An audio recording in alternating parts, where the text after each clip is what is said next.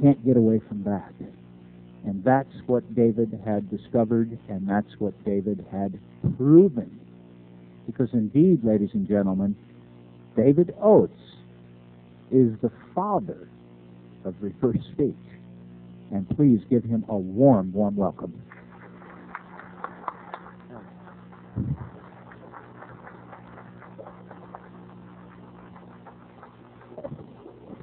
Thank you, appreciate it. Well, I'm the father of something that's almost 15 years old now. Can you believe that? I've been doing this for 15 years. It's I look back at it sometimes and go, gee whiz, what on earth happened?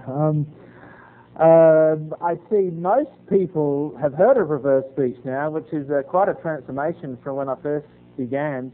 I remember I moved out to California 3 years ago for the sole purpose of getting reverse speech going and recognized and accepted.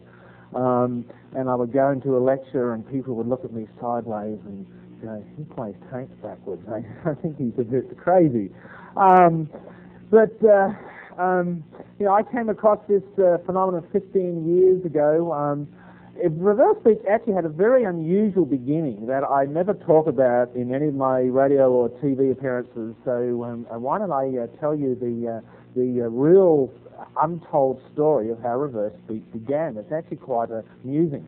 It happened on October the 30th, 1983. I will never forget that date because it was my birthday. The universe, in its humor, decided to give me a birthday present. And I had a Walkman strapped to my belt.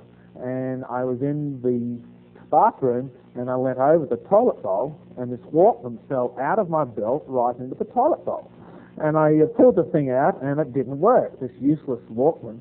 And being a bit of an electronics buff, or at least I thought I was, I pulled the thing apart and tried to fix it up, and I put it back together wrong, and it only played backwards. So I had this crazy Walkman that only played backwards for some strange reason. And I was living in Los Angeles at the time, and 2 weeks later, I went back to Australia to live. I went back through Europe. I always had this intense desire to hitchhike through Europe on no money.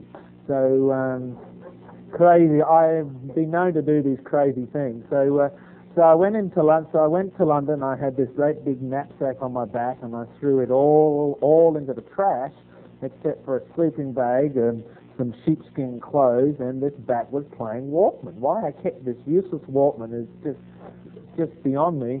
And I hitched through Europe listening to Michael Jackson and Pink Floyd backwards. So quite an amazing feat.